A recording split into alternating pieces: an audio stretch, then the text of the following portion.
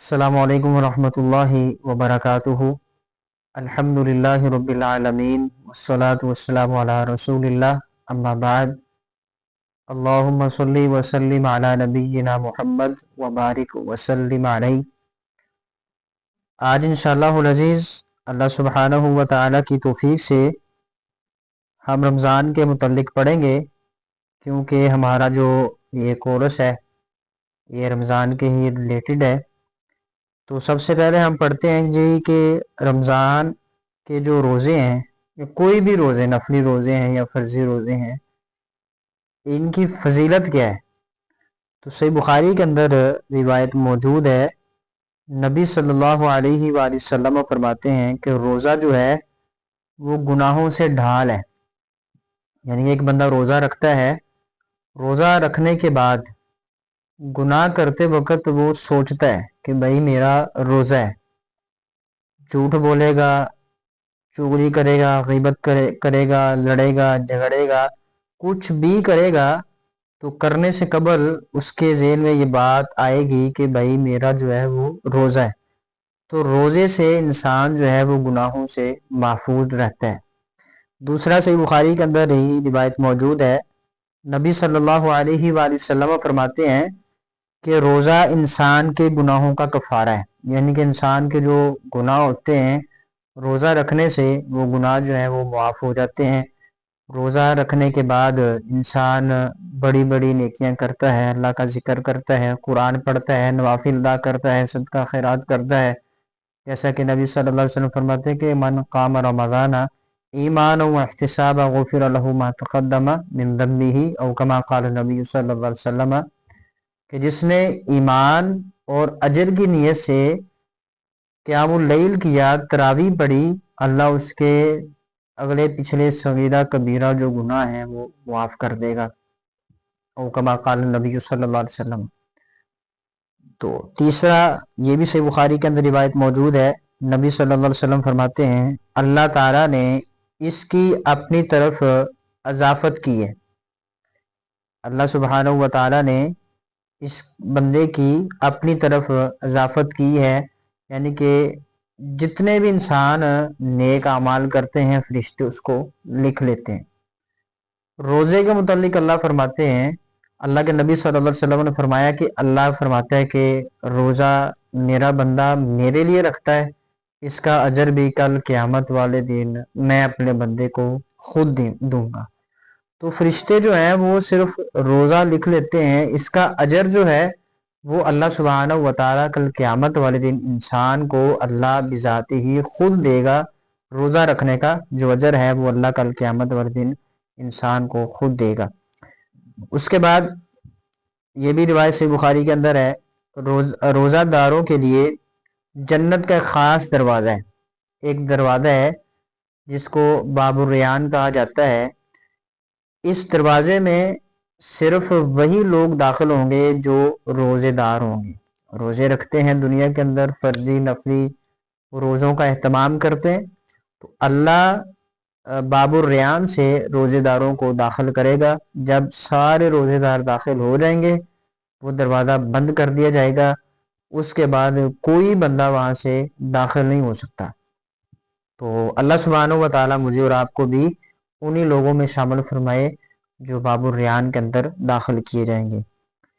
उसके बाद सही बुखारी के अंदर रिवायत है, रोज़ेदार अल्लाह ताला से मुलाकात के वक़्त खुश होगा। ये बड़ी खुशनसीबी की बात है कि कल क़यामत वाले दिन अल्लाह ताला से हमारी जो है वो मुलाकात हो। हर इंसान चाहता है कि वो अपने शहनशाह, बादशाह, अपने खुदा, अपने रब, परवरदिगार, पैदा करने वाले को देखे। तो नबी सल्लल्लाहु अलैहि वसल्लम फरमाते हैं कि रोज़ेदार अल्लाह ताला से मुलाकात करते वक्त खुश होगा। तो मुझे और आपको भी इस बात की उम्मीद रखनी चाहिए कि इंशाअल्लाह हम ये जो रोज़े रखते हैं कल क़यामत वाले दिन अल्लाह ताला से हमारी मुलाकात होगी।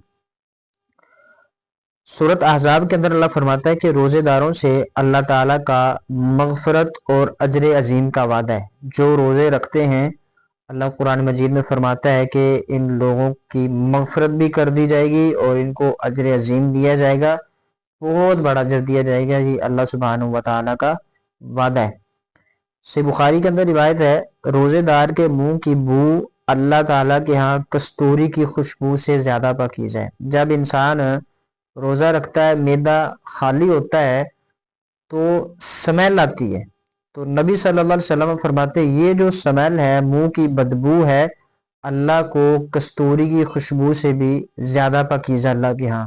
تو یہ جو خوشبو ہے اللہ کے ہاں بڑی زیادہ پاکیزہ ہے۔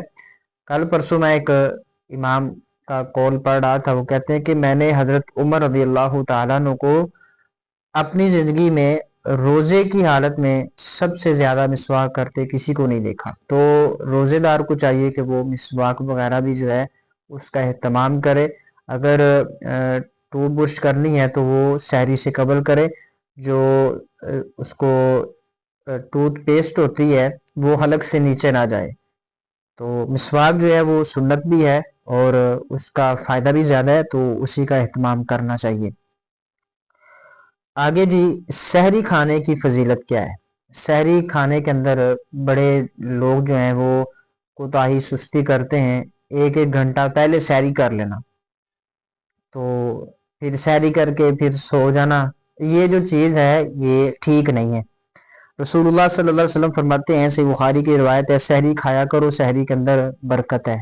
وہ میں پہلے بتا چکا ہوں کہ اگر آپ ایک پانی کا گھونٹ پیتے ہیں تو بھی برکت ہے، آپ کھجور کھاتے ہیں تو اس میں بھی اللہ سبحانہ و تعالیٰ نے برکت رکھی ہے۔ صحیح مسلم کے اندر روایت ہے، نبی صلی اللہ علیہ وسلم فرماتے ہیں، ہمارے اور اہل کتاب کے روزوں کے درمیان فرق سحری کھانے کا ہے۔ اہل کتاب سے مراد یہود و نصارہ، وہ بھی روزے رکھتے ہیں تو وہ سحری نہیں کرتے۔ نبی صلی اللہ علیہ وسلم فرماتے ہیں ان کے روزے اور ہمارے روزے، ان کے درمیان جو فرق کرنے والی چیز ہے وہ سحری ہے، تو سحری لازمن کیا کریں، چاہے آپ کو بھوک ہے نہیں ہے، دل کر رہا ہے نہیں کر رہا، تھوڑی بہت سحری ضرور کیا کریں۔ سنن ابو داود کے اندر روایت موجود ہے، کھجور مومن کی بہترین سحری ہے، تو سحری کے وقت ایک آدھی کھجور بھی وہ لازمن کھایا کریں۔ امام البانی رحمۃ اللہ علیہ تعالی سلسلۃ الصحیحہ کے اندر روایت نقل کرتے ہیں، اللہ تعالیٰ اور اس کے فرشتے سحری کرنے والوں پر رحمتیں بھیجتے ہیں، تو یہ بھی سحری کھانے کی فضیلت ہے، تو ہمیں سحری کھانی چاہیے۔ افطار میں جلدی کرو اور سحری میں تاخیر کرو۔ افطار میں جلدی کرنے سے مراد یہ ہے کہ جیسے ہی غروب آفتاب ہو، کسی بھی الارم کا انتظار کرنا یا کسی خاص مخصوص مسجد کا انتظار کرنا، بھئی فلاں مسجد کے اندر الارم بولے گا تو ہم جو ہے وہ روزہ افطار کریں گے، تو یہ بات ٹھیک نہیں۔ اور سحری میں تاخیر کرو سے مراد یہ ہے کہ ایک دو گھنٹے پہلے سحری نہیں کرنی، بلکہ مثال کے طور پر 5 بجے اذان ہوتی ہے تو آپ 4:15 4:30 سحری کرنا شروع کریں، جو ہے وہ 4:55 تک آپ سحری کر کے فارغ ہو جائیں، 2-4 منٹ پہلے جو ہے وہ آپ سحری چھوڑ دیں۔ اس کے بعد صحیح جامع کے اندر روایت ہے، سحری کا کھانا برکت والا ہے، اسے نہ چھوڑو بھلے ہی تم اسے ایک چلو پانی کا پیو۔ سحری کا کھانا برکت والا ہے، چاہے تم ایک پانی کا چلو ہی کیوں نہ پی لو، یعنی کہ تھوڑی سی مقدار میں بھی آپ سحری نہ لازمن کریں، اس کو چھوڑنا نہیں۔ تو اس کے بعد ہماری آخری بات، یہ وہ امور ہیں جو ابھی ہم بیان کرنے لگے ہیں کہ جن سے روزہ نہیں ٹوٹتا۔ آنکھوں میں سرما لگانا، آپ روزے کی حالت میں سرما آنکھوں میں ڈال سکتے ہیں، اس سے روزہ جو ہے وہ نہیں ٹوٹے گا۔ سر میں تیل لگانا، غسل کرنا، کسی بھی وقت مسواک کرنا، کسی بھی وقت مسواک کرنا، ٹوتھ برش بھی کر سکتے ہیں، لیکن اس کی شرط یہ ہے کہ وہ جو پیسٹ ہے وہ حلق سے نیچے نہ جائے۔ کر سکتے ہیں، پیسٹ جو ہوتی ہے وہ حلق سے نیچے نہ جائے۔ اس کے بعد بھول کر کھا پی لینا، ایک بندہ ہے اس کا روزہ ہے لیکن وہ بھول گیا، اس نے کچھ کھا لیا ہے، کچھ پی لیا ہے، چاہے جتنی مرضی مقدار میں کھایا پیا ہے، بھول کر کھایا پیا ہے، تو اس بندے کا روزہ جو ہے وہ نہیں ٹوٹے گا۔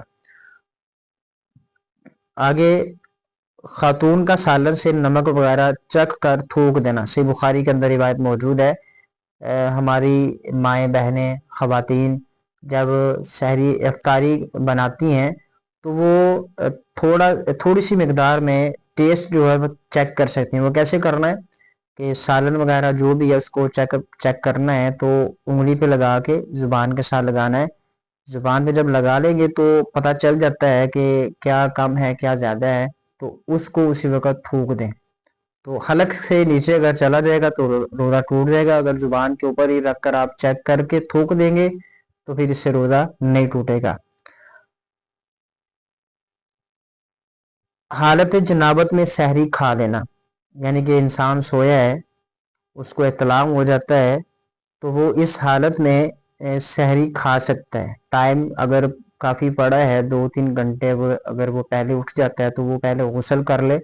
اگر وہ لیٹ اٹھتا ہے اور نہانے سے سحری کا ٹائم ختم ہونے کا خدشہ ہے تو وہ پہلے سحری کر لے، سحری کر کے پھر نہا لے، تو اس سے بھی جو ہے وہ روزہ نہیں ٹوٹتا۔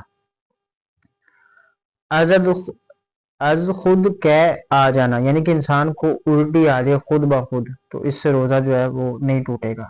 خود بخود الٹی آ جائے اس سے روزہ نہیں ٹوٹتا۔ نکسیر کا پھوٹنا، غیر غذائی انجیکشن لگوانا، کولی غرارہ کرنا اور منہ کے علاج کے لیے سپرے کا استعمال کرنا، البتہ حلق میں جانے والی چیز نگلنے سے بچا جائے، ان چیزوں سے بھی روزہ جو ہے وہ نہیں ٹوٹتا۔ وہ چیزیں جو انسان کے حلق سے نیچے اتر جائیں ان سے روزہ ٹوٹ جائے گا۔ تو باقی جو چیزیں ہیں یعنی کہ کوئی انجیکشن لگوا لینا، کولی کرنا، غرارہ کرتے ہوئے حلق سے نیچے پانی نہ جائے تو یہ بھی ٹھیک ہے۔ اب آخر پہ وہ امور جن سے روزہ ٹوٹ جاتا ہے، تو سب سے پہلے جان بوجھ کر کھانا یا کچھ پی لینا، جان بوجھ کر پتہ ہے کہ میرا روزہ ہے پھر بھی کچھ کھا لینا یا پی لینا تو اس سے روزہ جو ہے وہ ٹوٹ جائے گا۔ ازدواجی تعلق قائم کرنا، یعنی کہ میاں بیوی کا آپس میں مباشرت کرنا روزے کی حالت میں، تو اس سے بھی روزہ جو ہے وہ ٹوٹ جائے گا۔ خواتین کو حیض یا نفاس کا خون آ جانا، اس سے بھی روزہ جو ہے وہ ٹوٹ جائے گا۔ حیض آ جاتا ہے یا نفاست کا خون آتا ہے تو اس سے بھی روزہ جو ہے وہ ٹوٹ جائے گا۔ طاقت کا انجیکشن لگوانا، آنکھ، کان اور ناک میں قطرے ڈالنا جن کا اثر حلق تک جائے، ان چیزوں سے بھی روزہ ٹوٹ جائے گا۔ طاقت کا انجیکشن لگوانا، ناک، کان اور آنکھ میں قطرے ڈالنا، وہ قطرے جن کا اثر جو ہے وہ حلق تک پہنچ جائے، ان سے بھی انسان کا جو روزہ ہے وہ ٹوٹ جائے گا۔ تو اللہ سبحانہ و تعالی مجھے اور آپ کو رمضان المبارک کی فیوز و برکات جو ہے وہ سمیٹنے کی توفیق عطا فرمائے۔ زیادہ سے زیادہ اللہ مجھے اور آپ کو نیک اعمال کرنے کی توفیق عطا فرمائے۔ ھذا ما کان عندی واللہ اعلم بالصواب۔ السلام علیکم ورحمۃ اللہ وبرکاتہ۔